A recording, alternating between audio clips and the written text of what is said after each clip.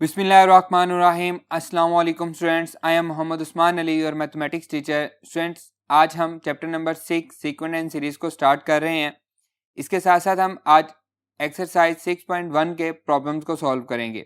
आइए स्टार्ट करते हैं। जी स्टूडेंट्स, चैप्टर नंबर 6 है सीक्वेंट एंड सीरीज। सबसे पहले हम डेफिनेशन पढ़ते हैं सीक्वेंस की कि सीक्वेंस क्या होता है। Definition: sequence is a special type of a function. Sequence is a special type of a function whose domain is a set of natural numbers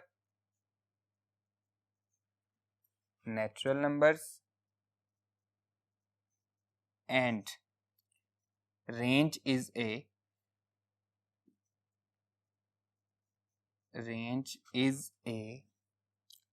set of real numbers or complex numbers.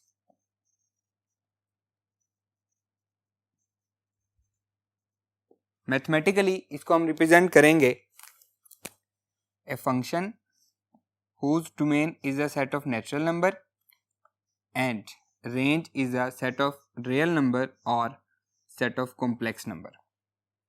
Clear student?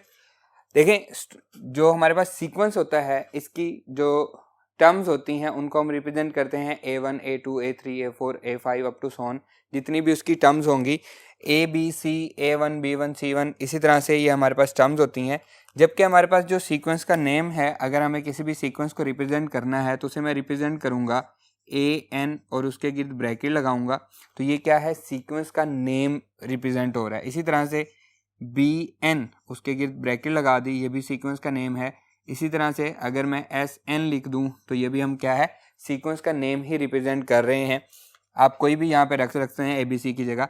अगर फ़र्ज़ करें AN is the sequence, हमारे पास कोई भी sequence है तो उसकी जो जनरल टर्म है या nth टर्म है उसको मैं AN से रिप्रेजेंट करूँगा। फ़र्ज़ करें मैं रेंडमली कोई भी एक फंक्शन लिख रहा हूँ, जैसा कि 2 + -1 पावर n। अब n को आप 1 पुट करेंगे, आपके पास फर्स्ट टर्म आ जाएगी। n को 2 पुट करेंगे, सेकंड टर्म आ जाएगी। n को 3 पुट करेंगे, थर्ड टर्म आ जाएगी। 4 पुट करेंगे, फोर्थ टर्म आ जाएगी, अप टू सॉन। तो ये हमारे पास n क्या है, n belongs to natural number. Where n belongs to natural number, n natural number से बिलोंग करता है। आप जो भी वैल्यू पुट करेंगे आंसर में रियल नंबर भी आ सकता है, कॉम्प्लेक्स नंबर भी आ सकता है और इनके सबसेट भी आ सकते हैं, कोई प्रॉब्लम नहीं है। Clear student? तो यहाँ पे देखें, अब हमारे पास सीक्वेंस किस टाइप्स के होते हैं। मैं कुछ डिफरेंट सीक्वेंस लिख रहा हूँ। फ़र्ज़ करें एक सीक्वेंस है हमारे पास 1, 3, 5, 7, 9 अप टू सॉन 21 तक। ये हमारे पास एक सीक्वेंस है। इसको हम क्या कहते हैं, that is called finite sequence, क्योंकि इसमें लास्ट टर्म हमें पता है यहाँ पे आके ये स्टॉप हो गया है। इसमें इनफाइनाइट टर्म नहीं है बल्कि फाइनाइट टर्म्स हैं, तो इसे हम क्या कहेंगे, फाइनाइट सीक्वेंस कहेंगे। इसी तरह से एक सीक्वेंस है 1, 3, 7, 15, 31 अप टू सॉन। अब देखें यहाँ पे 2 का डिफरेंस 4, फिर 8, फिर 16 एंड अप टू सॉन। ये भी हमारे पास क्या है, एक सीक्वेंस ही है। अब इसमें कोई भी लास्ट टर्म नहीं दी गई, तो इसे हम क्या कहेंगे, ये हमारे पास इनफाइनाइट सीक्वेंस है। क्लियर है? इसमें फाइनाइट और इनफाइनाइट सीक्वेंस समझ आ गई। अब हमने क्या पढ़ा है कि हम सीक्वेंस को किस नाम से, किस वर्ड से रिप्रेजेंट करते हैं। उसके बाद इसकी जो जनरल टर्म है या हम इसको nth टर्म भी कहते हैं, जिससे हम सीक्वेंस बना सकते हैं।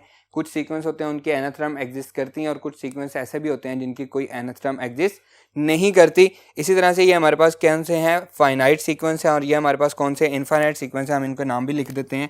ये हैं हमारे पास फाइनाइट सीक्वेंस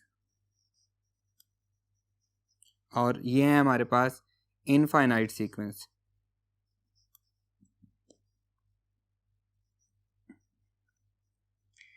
इसी तरह से ये हमारे पास first term, second term, third term, fourth term, fifth term up to so on इसकी टर्म्स हैं। तो एक्सरसाइज 6.1 में हमारे पास डिफरेंट टाइप्स ऑफ सीक्वेंस और किसी की जनरल टर्म भी दी गई है। जनरल टर्म से हमने सीक्वेंस बनाना है या हमें सीक्वेंस दिया गया उसकी नेक्स्ट 2 टर्म्स फाइंड करनी है। जनरल टर्म से हमने पहली 4 5 6 जितनी भी उसने पूछी हुई हैं वो टर्म्स फाइंड करनी है, वो दी गई हैं। तो आइए हम स्टार्ट करते हैं एक्सरसाइज 6.1 को। जी स्टूडेंट्स, एक्सरसाइज 6.1 में प्रॉब्लम नंबर 1 है right the first 4 terms of the following sequence. यहाँ पे हमारे पास जनरल टर्म्स दी गई हैं, हमने इनकी फर्स्ट 4 टर्म्स फाइंड करनी है और हम जानते हैं कि सीक्वेंस में हमारे पास डोमेन क्या है, सेट ऑफ नेचुरल नंबर है। तो हम 1 से स्टार्ट करेंगे। n हमारे पास यहाँ पे वेरिएबल है, तो put n is equals to 1 at n equals to 1। इसमें जब हम 1 पुट करेंगे a1 इक्वल्स टू 2 इंटू 1 -3, तो ये आ जाएगा 2 - 3 इक्वल्स टू -1 आएगा। At n is equals to 2, a2 is equals to 2 into 2 put कर रहे हैं 3, तो ये आ जाएगा 4 - 3 इक्वल्स टू 1 आ जाएगा। इसी तरह से 4 पुट करेंगे, थर्ड टर्म के लिए 3 पुट करेंगे, n इज इक्वल्स टू 3, तो ये आ जाएगा a3 equals to 2 into 3 -3 that is equals to 6 - 3, third term 3 आ जाएगी। At n is equals to 4, तो ये फोर्थ टर्म आएगी a4 equals to 2 into 4 -3, 4 2 8 -3 that is equals to 5। तो हमारे पास फर्स्ट 4 टर्म आ गई हैं, वो कौन कौन सी हैं? ये हैं जी -1 1 3 5 एंड अप टू सोन। ये हमारा सीक्वेंस बन जाएगा। इनफाइनाइट सीक्वेंस है, n को जो मर्जी पुट करते जाएं आपको उसके रिगार्डिंग वो वाली टर्म मिलती जाएगी। Clear students? नेक्स्ट देखें, an equals to n divided by n plus 1। Same उसी तरह से 1 पुट करेंगे एट n इक्वल्स टू 1, तो ये आ जाएगा a1 equals to 1 divided by 2 into 1 plus 1 that is equals to 1 divided by 2 plus 1 equals to 1 over 3। Next है जी at n is equals to 2, a2 equals to 2 divided by 2 into 2 plus 1 that is equals to 2 divided by 4 plus 1। Next term बनेगी 2 divided bye 5। इसी तरह से n को जब हम 3 put करेंगे एट n इक्वल्स टू 3, तो a3 हमारे पास बनेगी 3 डिवाइडेड बाय 2 इंटू n की जगह पे 3 plus 1 that is equals to 3 divided by 6 plus 1 7 हो जाएगा। 3 डिवाइडेड बाय 7 हमारे पास थर्ड टर्म बन जाएगी। नेक्स्ट देखें, at n is equals to 4, a4 equals to 4 divided by 2 into 4 plus 1 that is equals to 4 divided by 8 plus 1 and 4 divided by 9, तो ये हमारे पास fourth term बन जाएगी। तो हमारा सीक्वेंस क्या बना? 1/3, 2/5, 3/7, 4/9 एंड अप टू सोन। ये हमारे पास सीक्वेंस बन जाएगा। Clear students? आइए मूव करते हैं नेक्स्ट पार्ट पे। जी स्टूडेंट, नेक्स्ट पार्ट है हमारे पास 7th पार्ट है। इसमें हमें फर्स्ट टर्म दी गई है, तो हम n को कहाँ से स्टार्ट लेंगे? n को हम 2 से स्टार्ट लेंगे, तो हम यहाँ पे लिखेंगे at n is equals to 2, at n equals to 2। इसमें जब हम 2 पुट करेंगे तो a2 minus a1 equals to 2 plus 2 4 बन जाएगा। a1 की वैल्यू 2 है, a2 माइनस 2 इक्वल्स टू 4, तो a2 की वैल्यू क्या आ रही है? 6 आ रही है। a1 हमें गिवन दिया गया है, a2 हमारे पास 6 आ रही है। At n is equals to 3, 3 इसमें हम पुट करेंगे तो ये बनेगा a3 minus a2 equals to 3 plus 2, a3 minus 6 equals to 5, तो a3 यहाँ से क्या आ रहा है? 11 आ रहा है। इसी तरह से at n is equals to 4, a4 minus a3 that is equals to 4 plus 2, a4 minus a3 कितना है? 11 है that is equals to 6 and a4 equals to 17 हो जाएगा। पहली 4 टर्म a1 हमें दिया गया था, 4 हमने फाइंड कर दी, फर्स्ट 4। आप फिफ्थ भी फाइंड कर दें क्योंकि उसने 4 फाइंड करने को कहा है, ए तो उसने खुद ही दिया हुआ है, कोई प्रॉब्लम नहीं है। At n is equals to 5, तो ये बनेगा a5 minus a4 equals to 5 plus 2, a5 minus 17 equals to 5 plus 2 7 हो जाएगा।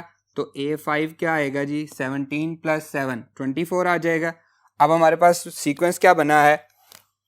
सीक्वेंस बना है, फर्स्ट टर्म है 2, सेकेंड टर्म 6, फिर 11, 17, 24 अप टू सोन। ये हमारे पास सीक्वेंस बन गया। क्लियर है? इसी का 10th पार्ट देखें। an जनरल टर्म हमें दी गई है। अब यहाँ पे हमें a1 की कोई कंडीशन नहीं दी गई, वैसे भी हम 1 पुट करेंगे तो फर्स्ट टर्म ही आएगी। इसमें अगर हम 1 पुट करते थे तो a1 माइनस a0 हो जाता था, जो कि हमारे पास कोई भी टर्म नहीं है। तो इसको हम स्टार्ट कहाँ से लेंगे, n इज इक्वल्स टू 1 से लेंगे.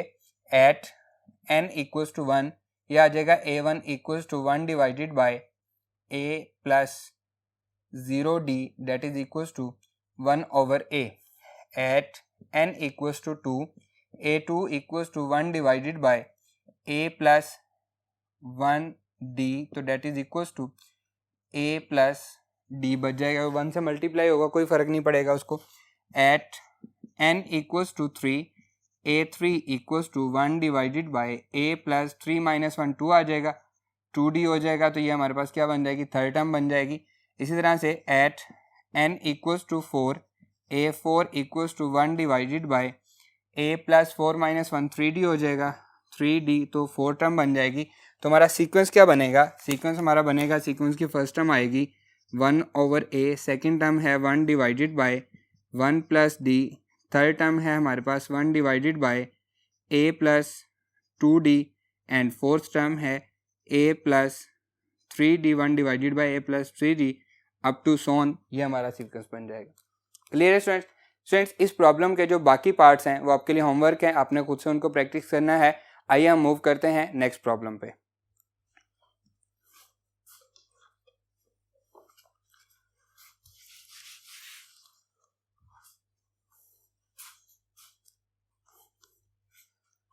जी स्टूडेंट्स, नेक्स्ट प्रॉब्लम नंबर 2 है find the indicated terms of the following sequences. आपको यहाँ पे सीक्वेंस दिया गया, इसका सेकंड पार्ट है जी, हमने लिखा हुआ a6 आपने फाइंड करना है. सॉल्यूशन देखें, फर्स्ट टर्म हमें दी गई है a1 इक्वल्स टू 1 है, a2 3 है, इसको मैं लिख सकता हूँ 1 मल्टीप्लाई बाय 3, तो आंसर क्या आ रहा है, 3 आ रहा है. a3 क्या है, 12 है, तो 3 को मैं मल्टीप्लाई कर दूँ 4 से, तो आंसर क्या आ रहा है, 12 आ रहा है. a4 नेक्स्ट टर्म क्या है, 12 जो हमें आंसर आया है उसी को अगर मैं 5 से मल्टीप्लाई कर दूं तो आंसर क्या आ रहा है, 60 आ रहा है. अब नेक्स्ट फिफ्थ टर्म क्या बनेगी, जो आंसर आ रहा है 60 उसको किससे मल्टीप्लाई करेंगे, 3 4 5, नेक्स्ट 6 की बारी है तो 360 बनेगी. इसी तरह से a6, अब 360 को किससे मल्टीप्लाई करेंगे, 360 को मल्टीप्लाई करेंगे 7 से, तो हमारे पास नेक्स्ट टर्म आ जाएगी. तो मल्टीप्लाई करते हैं 360 को 7 से, that will be equals to 360 multiply by 7, 2520 हमारा आंसर आ रहा है. तो ये हमारे पास 2520. तो 6 टर्म जो इंडिकेटेड टर्म थी वो हमने फाइंड कर ली है. Clear students? आइए नेक्स्ट पे मूव करते हैं. थर्ड पार्ट है इसका स्टूडेंट्स, देखें ये हमें दिया गया है सेम उसी तरह से. सॉल्यूशन a1 फर्स्ट टर्म हमें क्या दी गई है, 1 दी गई है. a2 3/2 दी गई है, तो इसको मैं लिख सकता हूं 2 plus 1 divided by 1 multiply by 2, तो ये क्या बनेगी, 3/2 बन जाएगी. ठीक है. इसी तरह से नेक्स्ट देखें a3, ये हमें क्या दी गई है, 5/4, तो हमारा आंसर आया था 3 plus 2 divided by 2 multiply by 2, क्या बनेगा, 5/4 बन जाएगा. a4 क्या दी गई है, 7/8 दी गई है, तो 5 में 2 ऐड करेंगे तो अगेन नीचे क्या हो जाएगा, 4 आंसर आया था, 4 मल्टीप्लाई बाय 2 करेंगे तो 7/8 आंसर आएगा. फिफ्थ टर्म क्या आएगी, अब देखें क्या हो रहा है, 1 आया, 1 में 2 ऐड हुआ 3 आ गया, 3 में 2 ऐड हुआ 5 आ गया, 5 में 2 ऐड हुआ 7 आ गया, तो 7 में कितना ऐड होगा, 2 ऐड होगा. इसी तरह से 1 मल्टीप्लाई बाय 2 2 आया, 2 मल्टीप्लाई बाय 2 4 आया, 4 मल्टीप्लाई बाय 2 8 आया, तो यहाँ पे क्या आएगा 8 मल्टीप्लाई बाय 2, तो ये आ जाएगा 9/16. इसी तरह से हमें कौन सी term, seventh term, six term क्या आ जाएगी, 9 plus 2 divided by 16 multiply by 2 that is 11/32 आ जाएगा. एंड a7 हमने फाइंड करना है, तो 11 plus 2 divided by 32 multiply by 2, तो that is equals to 13 divided by 64. तो इंडिकेटेड टर्म कौन सी थी, a7 थी, वो आ गई हमारे पास. क्लियर है? इसको आप बेशक इस तरह से लिख लें, 1 + 2 लिख लें ताकि आपका सीक्वेंस बेहतर हो जाए. 1 + 2 लिख लें, 1 में 2 ऐड हुआ नेक्स्ट टर्म, 3 में 2 ऐड हुआ नेक्स्ट टर्म, 5 में 2 ऐड हुआ नेक्स्ट टर्म, 7 में 2 ऐड हुआ next, and up to so on, इसी तरह से चल रहा है. Clear students? नेक्स्ट देखें, फिफ्थ है स्टूडेंट्स हमारे पास उसी तरह से. अब इसमें हमारे पास हम इसको अलग अलग लिख लेते हैं.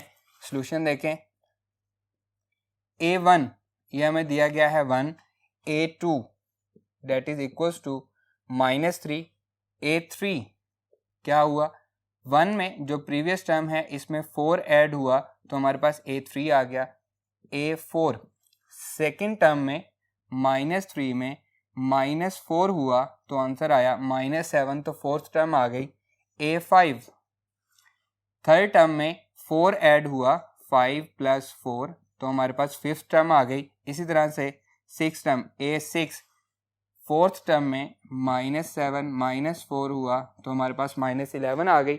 तो इवन वाले में भी 4 ऐड हो रहा है और ऑड वाले में 4 ऐड हो रहा है और इवन वाले में से -4 हो रहा है तो नेक्स्ट टर्म बनती जा रही हैं।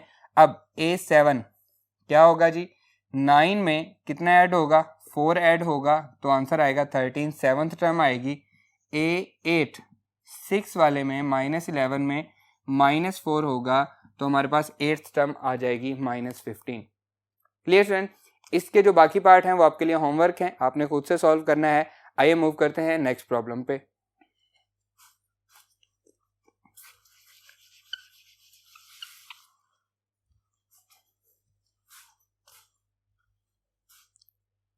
जी स्टूडेंट्स, नेक्स्ट प्रॉब्लम है problem number 3। Find the next 2 terms of the following sequence. Same previous problem की तरह है, देखें इसका सोल्यूशन।